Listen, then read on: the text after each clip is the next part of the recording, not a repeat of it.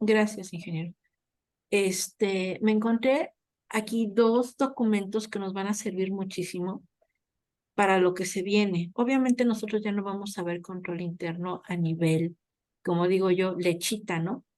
Ya va a ser un control interno, ya a un nivel, ahorita vamos a empezar como que con el Gerber para acabar con la carnita. Ya a nivel básico, creo yo que no es necesario para nadie de ustedes. Bien o mal, pues lo hemos visto en Capsulitas del Saber, lo hemos visto en las pláticas que hemos tenido y demás. Por eso es que me dediqué a buscar, ahorita, espérenme, déjenme compartirles acá.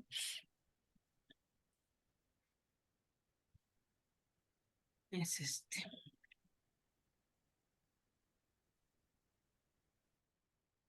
espérenme, chicos.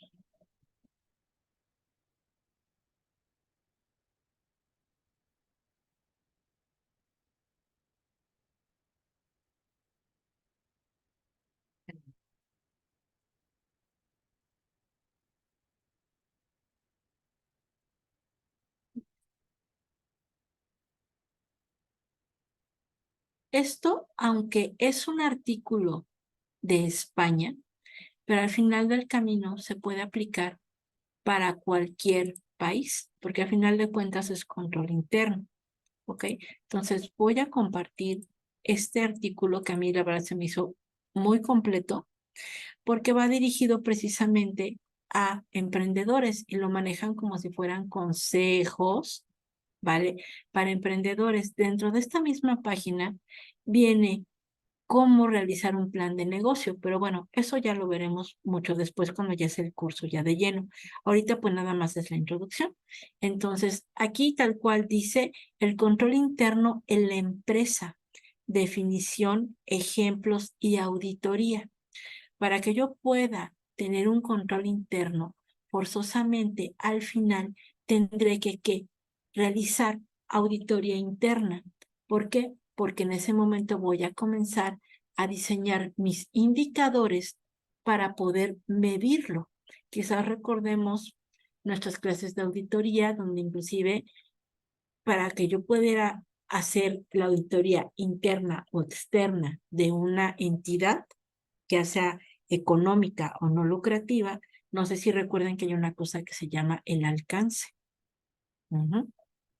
Y otra cosa que se llaman precisamente las marcas de auditoría. Eso lo vamos a ver ya mucho más adelante, más a detalle. Entonces, voy a comenzar con la lectura. A medida que va creciendo un negocio, se hace cada vez más necesaria la creación de un sistema de control interno. Entonces, aquí podemos comenzar. El control interno es un sistema, ¿ok? ¿Y qué es un sistema, chicos? Vamos a ponerlo en términos llanos, ¿vale? Para no vernos tan técnicos. Un sistema es un conjunto de ¿qué? De elementos que me van a llevar al cumplimiento de mis metas. Los cumplimientos de mis metas vienen a raíz de la misión y la visión, ¿ok? Toda empresa es un sistema y a su vez se divide en subsistemas. ¿Por qué? ¿Cuántas áreas puede tener una empresa? Tantas como yo necesite controlar. Entre más grande la empresa, pues muchas más áreas necesito, más personal, ¿ok? Pero dentro de esas áreas vamos a poner, por ejemplo, el área de administración. Tengo mi departamento de administración, ¿vale? En ese departamento de administración, a su vez, tiene un subsistema, porque ese departamento de administración también va a tener sus clientes internos, sus clientes externos, va a tener su parte de sistemas, va a tener su parte de ¿qué más? De contabilidad y su propio control interno. Si me voy al área de ventas, es la misma historia. Por lo tanto, hagan de cuenta, no sé si recuerdan los diagramas de Gantt, que eran los circulitos, ¿sí se acuerdan? Que era un círculo, por ejemplo, ¿no? Un circulito aquí, así, ¿no? Y después comenzaban a ¿qué? A converger, ¿sí se acuerdan? ¿Se van acordando más o menos de eso? Cuando se intersectan precisamente cada conjunto, bueno, porque eran conjuntos, cuando se intersectaban, ¿qué pasaba? Pues se comenzaba a crear un sistema. ¿Sí recuerdan sus clases de matemáticas? Es más, creo que eso lo vimos en la secundaria. Bueno, ya cuando quien vaya a tomar el curso, pues vamos a ver más en forma. Pero bueno, ¿pero para qué se van a crear estos sistemas de controles internos? Para proteger la integridad de la empresa. Ese es el objetivo del control interno. Cuando habla de integridad de la empresa, habla de toda la empresa, no solamente de ciertas áreas, porque precisamente, regresando a estos conjuntos, a estos diagramas de Gantt, que se llamaban así, ¿ok? ¿Qué sucedía?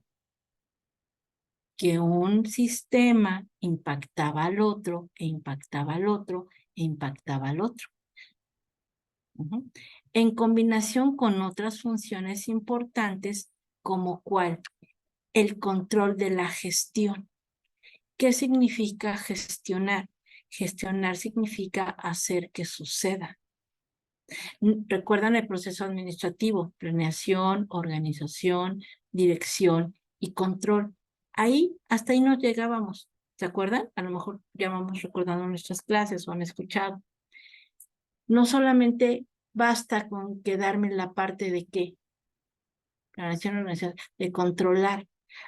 Ya lo controlé, control interno, ahora tengo que gestionarlo.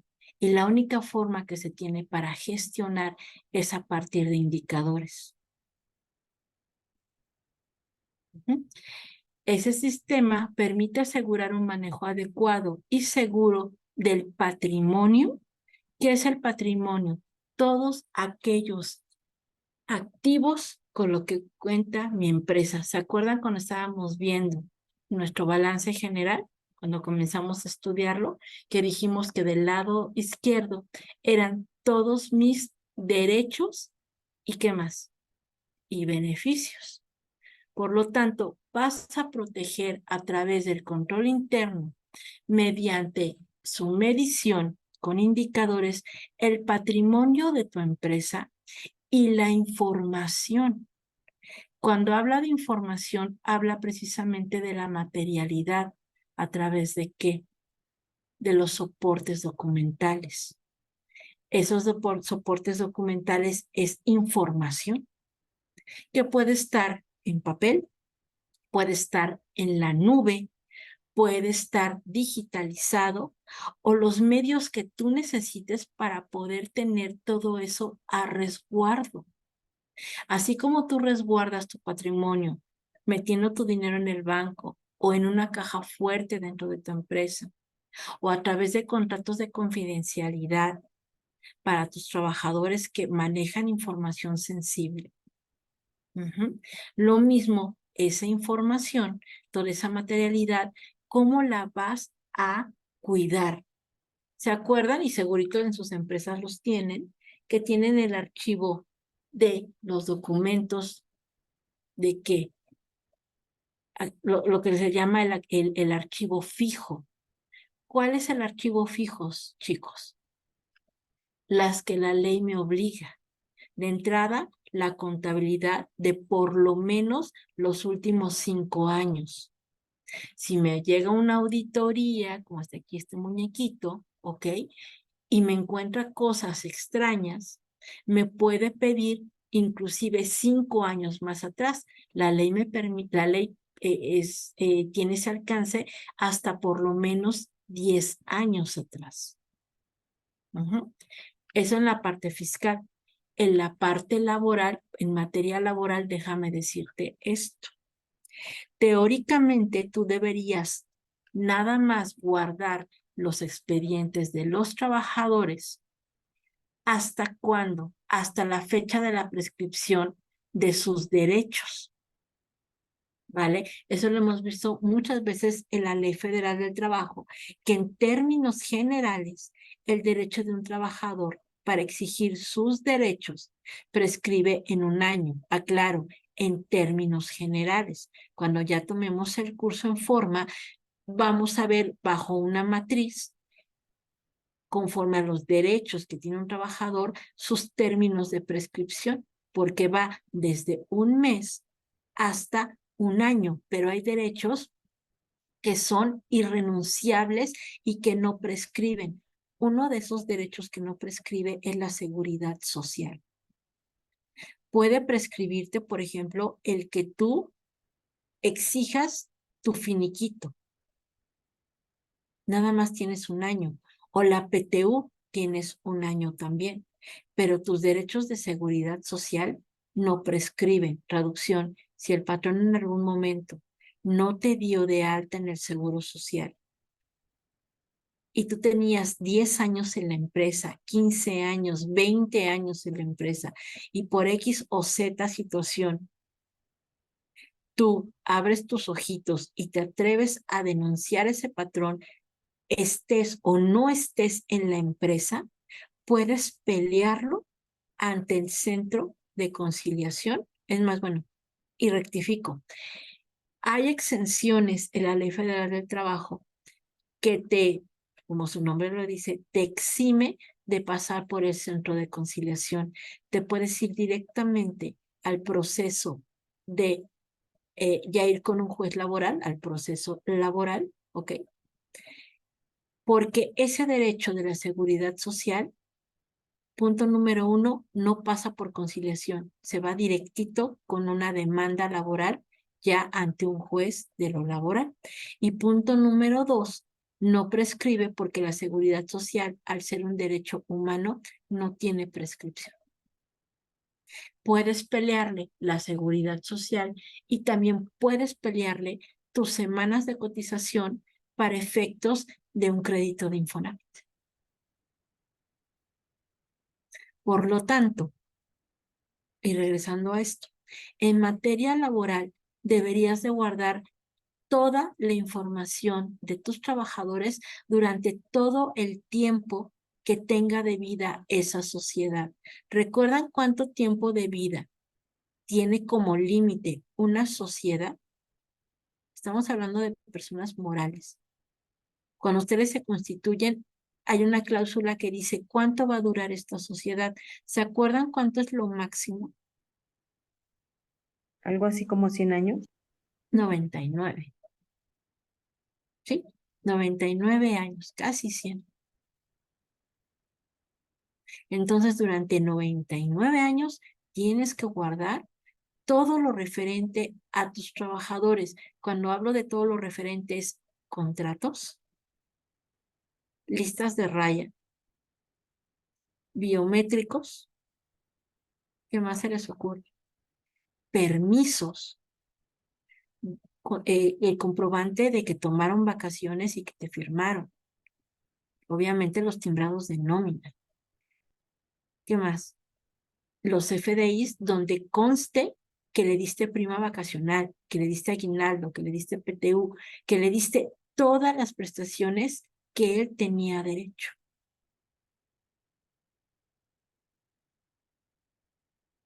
¿Vale?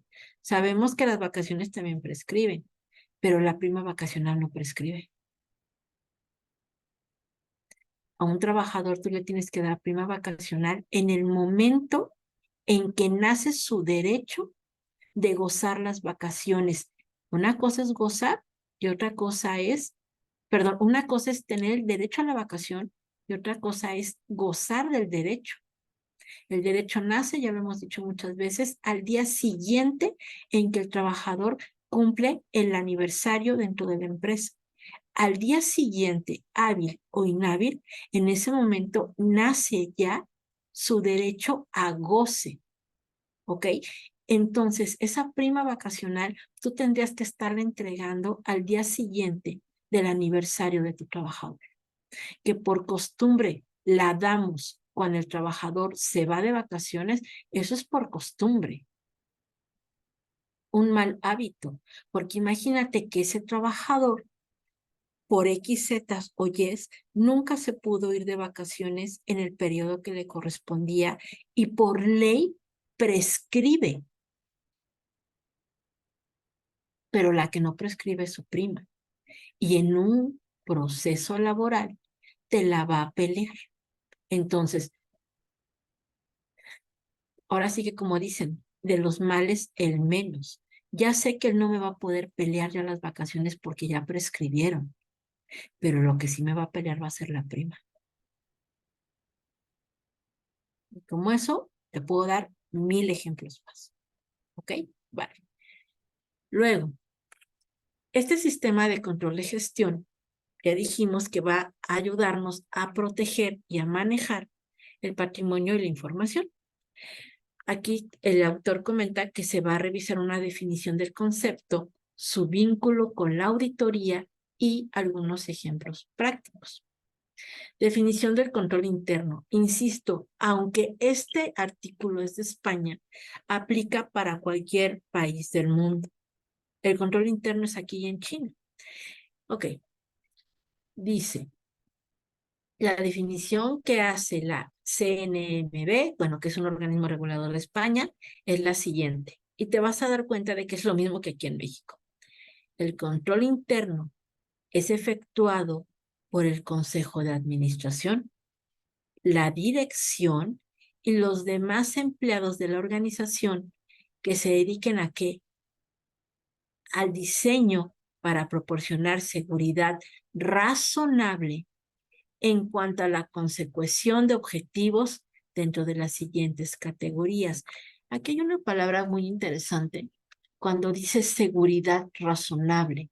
Obviamente, no hay nada infalible. Vámonos nuevamente al juicio laboral, al procedimiento laboral, más bien al proceso laboral. Tú vas a tener todo el mayor cuidado en tener todo en regla, lo humanamente posible. Por eso te habla de una seguridad razonable, porque son tantas variables, dado que es capital humano, que lo más difícil de controlar en una empresa, que no puedes atacar todos los frentes. Te sería imposible. Y además, y perdón que lo diga así, pero con las artimañas del abogado laborista que esté del lado del trabajador, pues en cualquier momento te la puede voltear.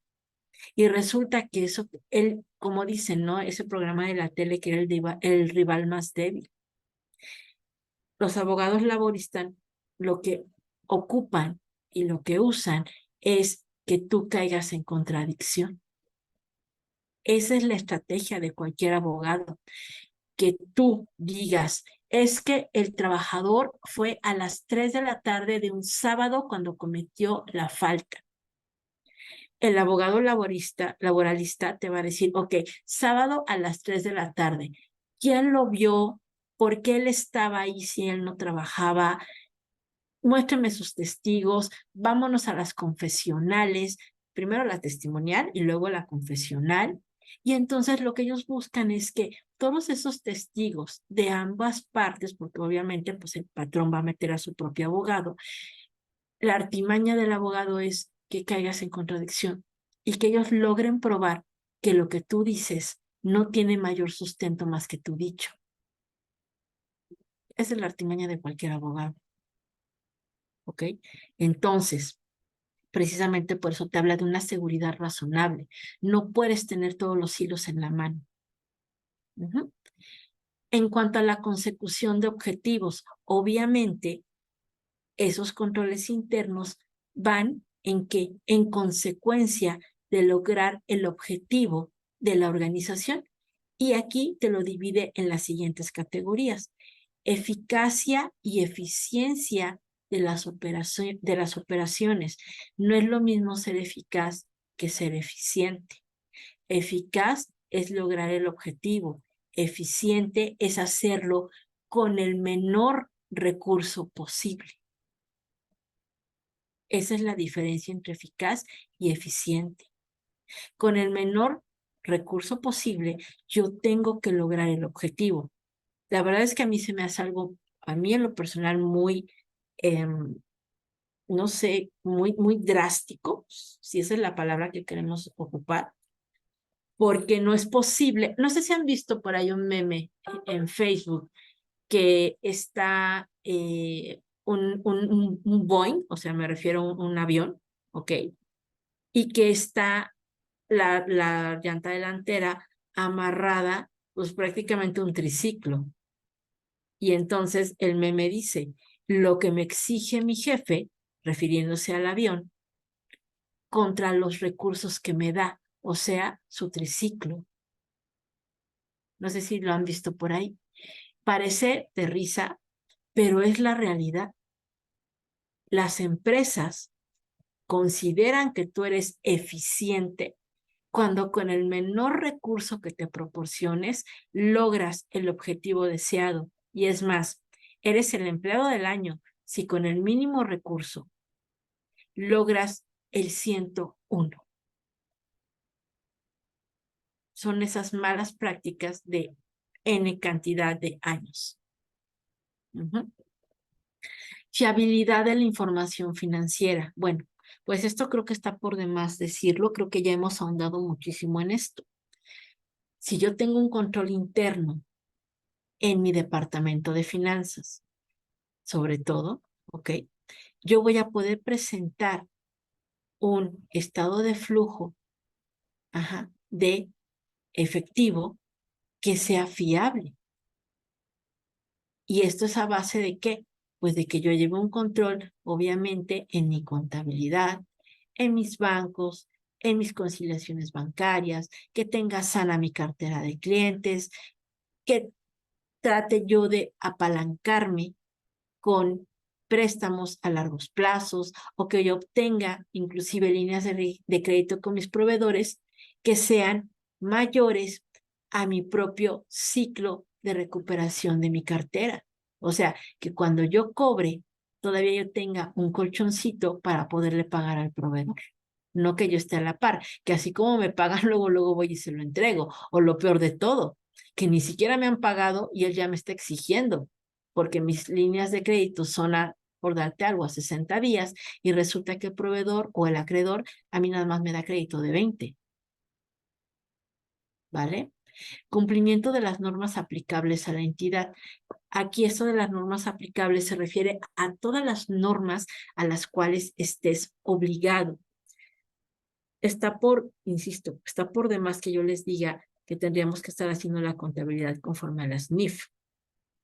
Aquí, además de las normas de información financiera, que son obligatorias, aquí ya viene, por ejemplo, norma 035, norma 036, norma 037, a lo mejor una norma, una normatividad, un ISO 9000, un ISO 24000, no lo sé, dependiendo del giro de tu empresa, estás obligado a cumplir con las normas, las oficiales y las normas mexicanas, que no son las mismas, o sea, las normas internacionales y las normas mexicanas.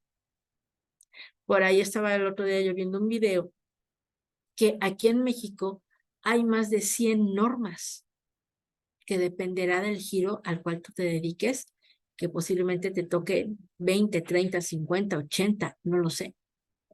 Pero a todas las empresas, ninguna empresa, tanto de persona física como de persona moral, se salva de por lo menos la que es súper obligatoria, que es la norma 035. De ahí nadie se salva, ¿eh? ¿Vale? Bueno, eso también en el curso vamos a ver cuántas normas existen y que posiblemente tu empresa no esté cumpliendo. El hecho de que nunca te haya llegado una revisión de la Secretaría del Trabajo no quiere decir que no te puede llegar. Y no quiere decir que como nunca te ha llegado y además tú ni sabías que sí te correspondía esa norma, pues recordemos la máxima.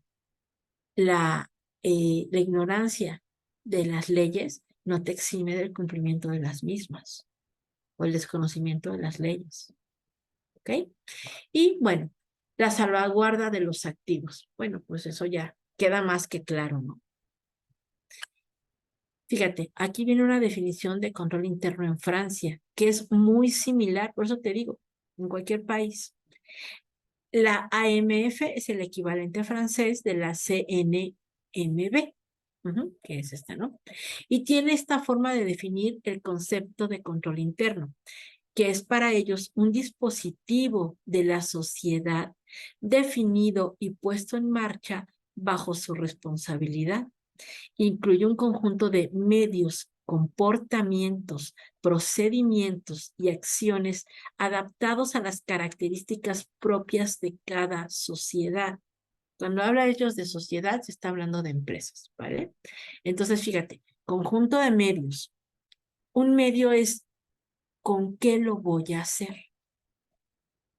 ¿Cuáles son mis recursos para lograr ese objetivo? Comportamiento. ¿A qué le suena esto? A políticas internas, a manuales de procedimientos, a reglamento interior de trabajo. Procedimientos, bueno, pues ya lo acabo de decir, los manuales correspondientes, tanto el manual organizacional como el manual de cada departamento. Acciones, ¿cómo lo voy a llevar a cabo? Perfiles de puesto, descriptivos de puesto, análisis de puestos, adaptados a las características propias, pues obviamente del modelo de negocio. Aun cuando todas las empresas deberían de tener control interno, este control interno se tiene que ajustar, uno, a la razón del negocio, al modelo de negocio. ¿Ok? Y esto contribuye al control de sus actividades, a la eficacia de sus operaciones y al uso eficiente de sus recursos. Y debe permitirle tomar en cuenta de manera apropiada esto, los riesgos significativos que para Estados Unidos, no para España, perdón, es la seguridad razonable. Para los franceses es el riesgo significativo, que sean operativos, financieros o de conformidad. ¿Vale? Ahora, viene esta parte que a mí la verdad se me hizo súper interesante, que es la referencia del coso. Vamos a ver qué es esto, qué es este coso. Una de las definiciones más usadas es la del coso, una comisión voluntaria constituida por representantes de organizaciones de los sectores de la contabilidad y de la auditoría de Estados Unidos. Chicos, este método coso es un método de auditoría. Según el coso, cuando uno se refiere al control interno, habla de lo siguiente. Es un proceso llevado a cabo por la dirección y el resto del personal de una entidad. Y suena muy lógico. Se acordarán de la pirámide esta de jerarquías, que arriba está ¿qué? La parte estratégica. Ajá, quien va a crear la estrategia de la empresa. En la parte media está la parte ¿qué? Táctica. Y por último, en la base, pues está la parte operativa que va a ejecutar lo que el mando medio le indique, dado que está basado en una estrategia. Entonces, por eso es que no solamente involucra las partes directivas, sino también a la parte que va a mandar y a la parte que va a obedecer, que es el grosor de esa pirámide. ¿Okay? Diseñado con el objeto de proporcionar un grado de seguridad razonable, y vuelve a retomar la palabra razonable, en cuanto a la consecución de objetivos dentro de las siguientes categorías, y te lo vuelve a mencionar: eficacia y eficiencia de las operaciones, confiabilidad de la información financiera y el cumplimiento de las leyes, reglamentos y normas que les sean aplicables. Entonces, aquí este COSO, este modelo COSO, va mucho más allá que acá arriba, donde solamente te decía que normas aplicables a la entidad. Esto te abarca mucho más leyes, las que te apliquen, reglamentos, los que te apliquen, y normas. Si hablamos aquí, lo bajamos a México, que es ley del impuesto a la renta, ley del IVA, ley de la transparencia, ley de la ayuda alimentaria para los trabajadores, ley del Infonavit, ley de ¿qué más te gusta? ¿Qué otra ley conocen? leyes, no códigos. Bueno, hay un chorro. Es más, la que vamos a iniciar a estudiar en enero, que es la de la abolición de la explotación de las personas y trata de personas, explotación y trata de personas. ¿Ok? O sea, en México creo que somos de los países que más leyes tienen. ¿Ok?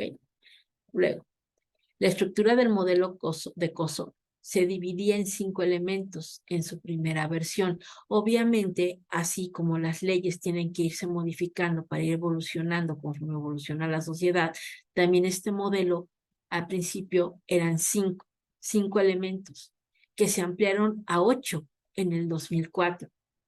Posteriormente, fue evolucionando muchísimo más y en el 2013 dice, se hicieron más aportaciones y matices, pero este autor no las ha tomado en cuenta. Él solamente se queda hasta las 8 principales. ¿Y cuáles son? Fíjate, esto está, de verdad que está súper interesante. Ambiente de control. Son los valores y filosofía de la organización. ¿Esto a qué te suena? Usa la misión, la visión, los valores, los principios y la filosofía que todos en su momento que cursamos una universidad y que de alguna forma nos dieron materias humanísticas, toda empresa debe de tener esto, ¿sí se acuerdan? Misión, misión, visión y por lo menos valores. ¿Esto para qué me va a servir? Porque me debe de influir en la visión de los trabajadores ante los riesgos y las actividades de control de los mismos. Traducción, la contratación del trabajador tiene que ir alineada con la misión, visión y valores de la empresa. Te voy a poner el ejemplo que yo les ponía a estos niños en la mañana. Ellos quieren poner una cafetería. Digo, cafeterías, a todo mundo, no sé por qué les gusta ese modelo de negocio. ¿Está bien? Ahora bien, imagínate de entrada que tienes que saber cuál va a ser tu mercado meta, obviamente. Posteriormente tienes que hacer tu plan de negocio, ¿ok? Y le tienes que dar identidad a ese negocio, ¿ok? Cuando todo el mundo vemos una palomita, en automático pensamos en Nike, ¿sí o no? Es en automático, ¿cierto o falso?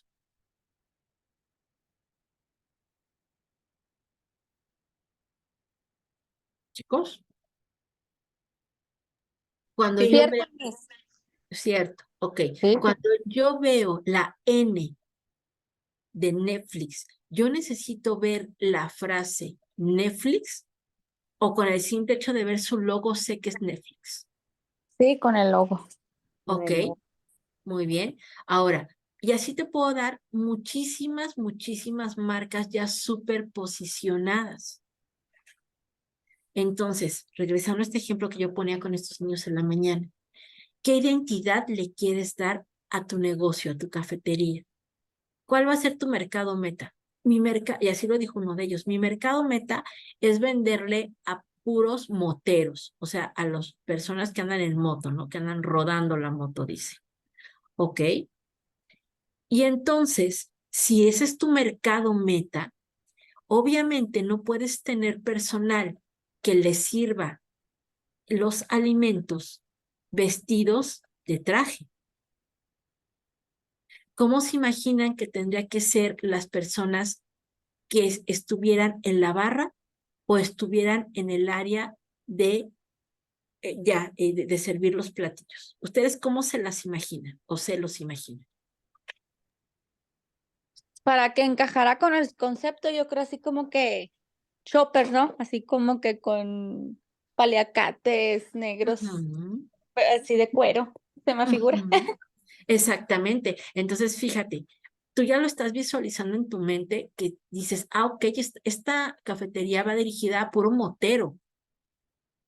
En tu mente, en automático, piensas que quien te va a venir a servir lo que tú compres ahí, andan tatuados, andan con el pelo largo, andan quizás con piercing, andan, como comentabas tú, de cuero. Tú no te imaginas ver ahí, por ejemplo, no sé si en donde ustedes radiquen, conozcan los famosos estos restaurantes, los Hooters o Hotters, o no sé cómo se llaman, que su eslogan es un buito. Sí, Ok, ¿cómo están las niñas? no, hombre, dice uno. Ok, están semidesnudas, literalmente. ¿Y por qué? Porque su mercado meta son hombres. Y son chicas muy jóvenes, mucho, muy jóvenes. Sí, Porque ese es su mercado meta. Y esa es ¿cómo llamarlo? Su imagen. Es todo su performance. ¿Tú no te imaginas a una niña de esas en un lugar donde van puros barbudos, greñudos y moteros? No te la imaginas ahí. Entonces, chicos, a lo que voy, mi misión, mi visión, mis principios, mi filosofía tiene que ser acorde a la contratación que yo quiera hacer. Estas niñas Hotters o Hooters, no sé cómo se diga, obviamente tienen que tener cierta personalidad porque también tienen que tener carisma. Tú no vas a meter ahí a una niña que sea súper tímida, callada, inocente, como dice la canción, ¿no? 17 años. No va a encajar. Y por lo tanto, por eso es que chicos, chicas, hay tanta rotación de personal, porque tratamos de cubrir los puestos a como dé lugar, con tal de que nuestro jefe ya nos deje en paz, por Dios. Lo hemos platicado infinidad de veces. Toda esa curva de aprendizaje que tú le inviertas a esta personita. Es más, desde el tiempo en que le estás dedicando a entrevistarlo, tiempo en las empresas es dinero. Fue un dinero que se fue a la basura, una curva de aprendizaje que se fue a la basura, y va a llegar una personita nueva a cubrir esa vacante que ya quedó. Pero si tú no tienes armado esto, y de verdad, chicos, va mucho más allá del perfil y del análisis y del descriptivo de puesto. Eso lo tienes que hacer, obviamente. Pero si no tienes tú una visión del negocio, pues estamos en el hoyo. Eso también es control interno. Control interno en tu departamento de reclutamiento y selección de personal. ¿Ok? Prosigo. Después de que hiciste el ambiente de control, ahora viene el establecimiento de objetivos. Ahora sí, pasemos a los estratégicos, a los operativos, de información y de cumplimiento. ¿Cómo yo puedo establecer un objetivo si no tengo una estrategia y no tengo tampoco mi parte operativa? O sea, me refiero, no tengo personal estratégico y no tengo personal operativo. Pues obviamente no puedo. ¿Qué información debo de recabar para que ellos puedan entrar conmigo? Aquí ya viene la parte del descriptivo análisis y ¿qué es descriptivo, análisis y perfil de puesto? ¿Ok? ¿Y qué necesitan cumplir? Bueno, pues habría que ver precisamente a través del perfil de puesto lo mínimo que yo necesito para esa persona, lo mínimo. Identificación de eventos que pueden tener impacto en el cumplimiento de objetivos. ¿Esto qué le suena? A mi análisis FODA.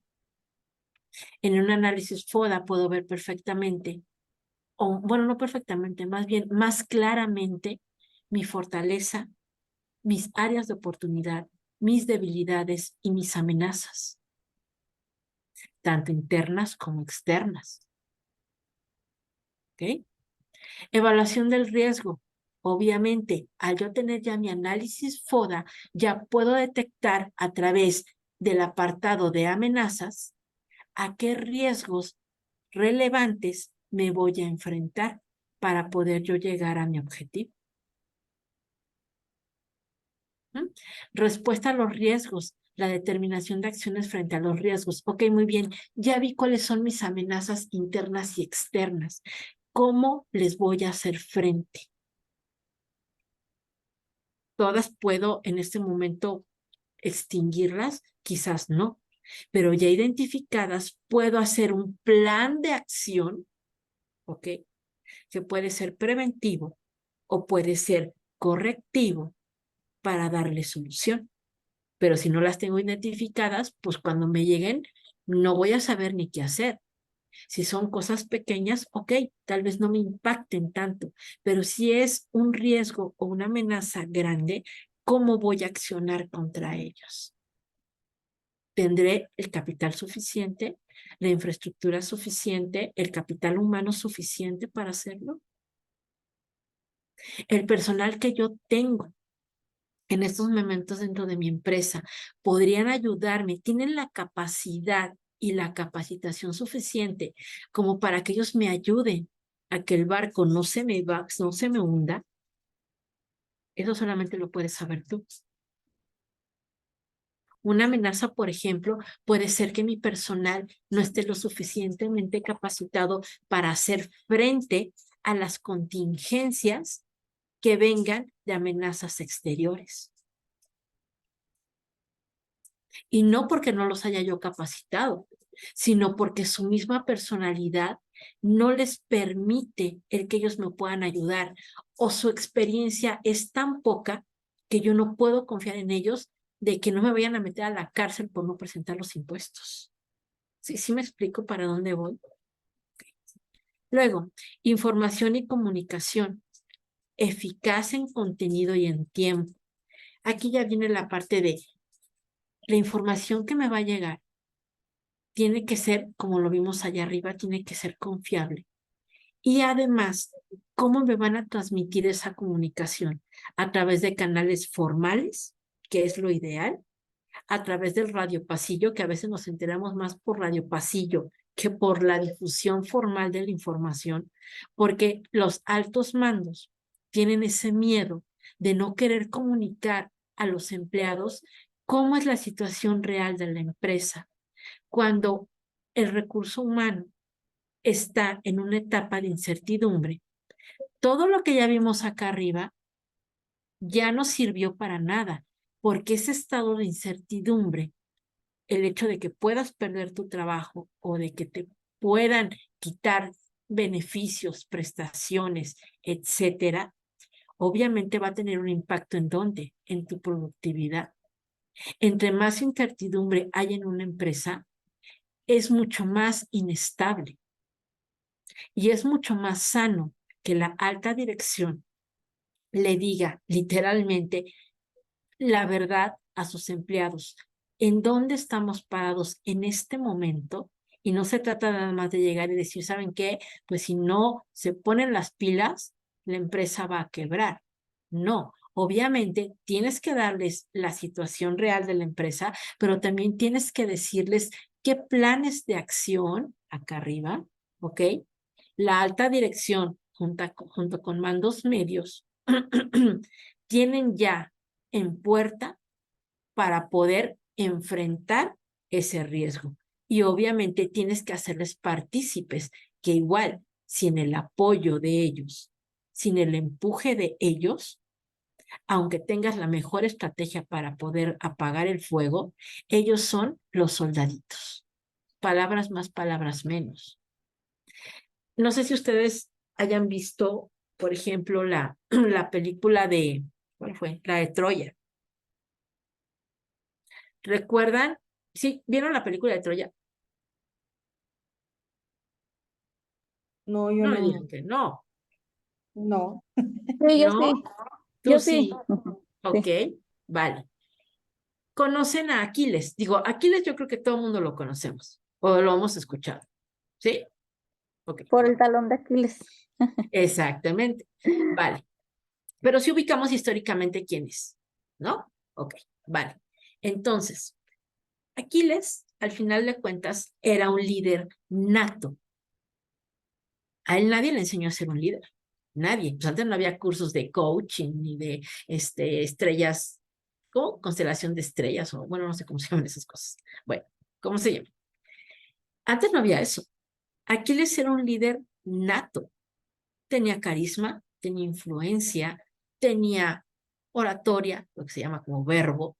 Obviamente, la presencia de Aquiles, comentan, o sea, olvídense de Brad Pitt, o sea, realmente pues, dudo mucho que haya sido como Brad Pitt, pero a lo que voy es que tenía una presencia que imponía. No sabemos si porque era un hombre apuesto o por la personalidad que él tenía, una personalidad sumamente atrayente. Lo mismo que un Alejandro Magno, lo mismo que un Napoleón Bonaparte, lo mismo que un Hitler.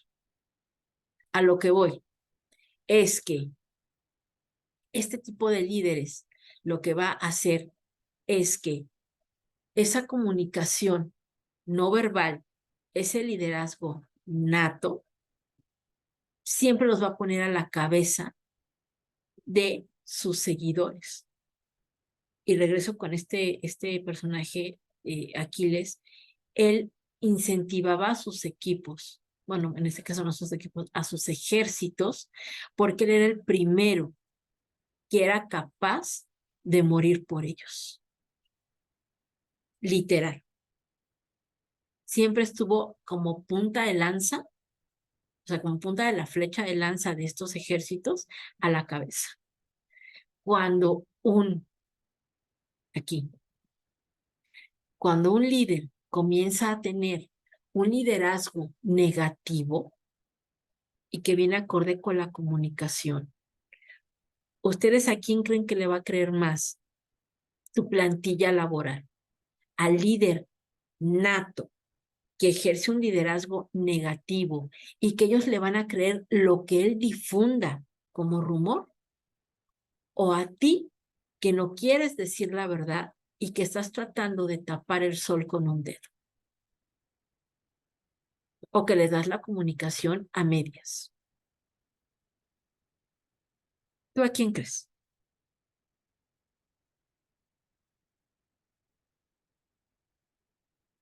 ¿Nunca les ha tocado tener un compañero así o un empleado así?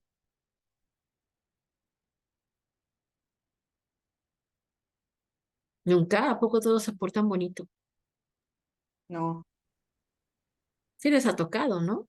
Sí. Que inclusive las empresas prefieren liquidarlo para que no les alborote el gallinero, dicen, ¿no? Y no falta que llegue y empiece a querer Ujú, los demás.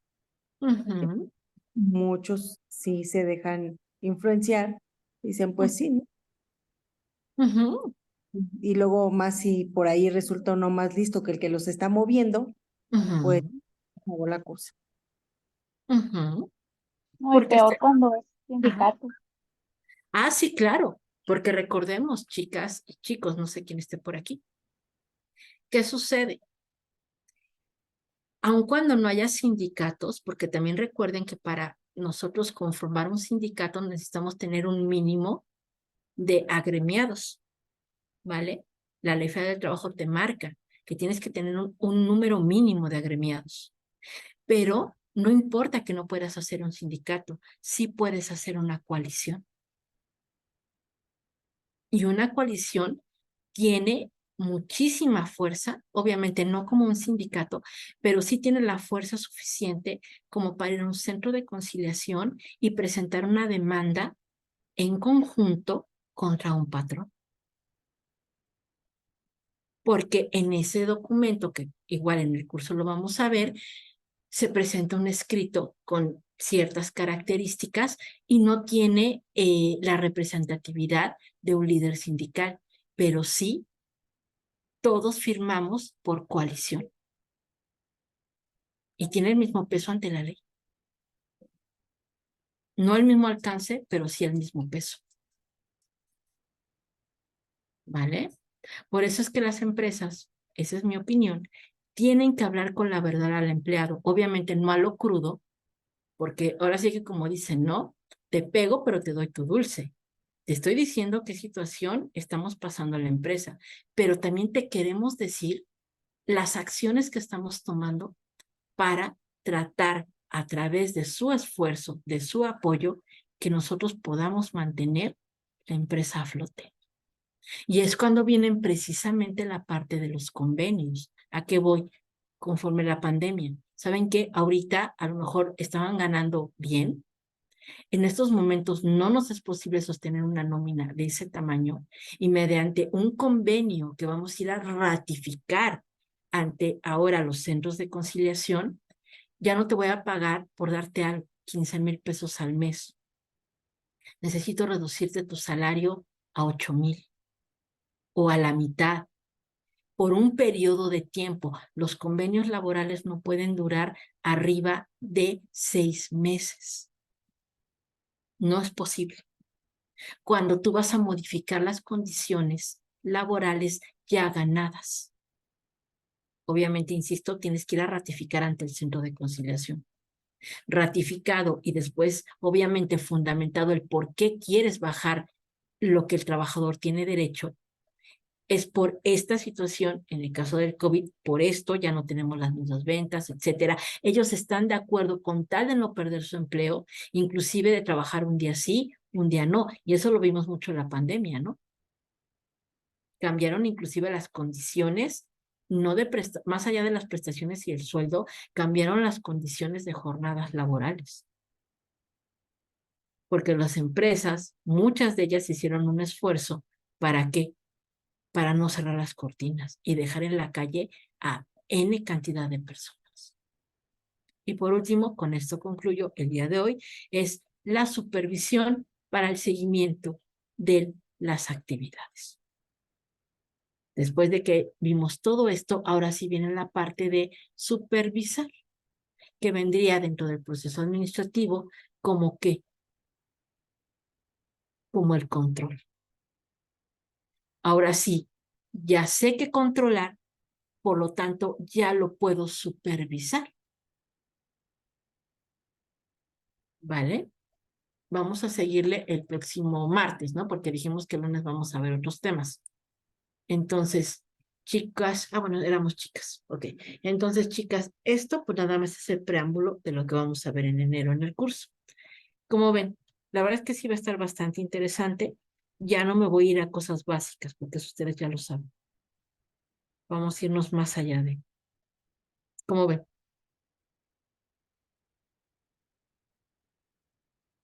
¿Sí? Sí, muy interesante, Ok. muy interesante. Vale, chicas.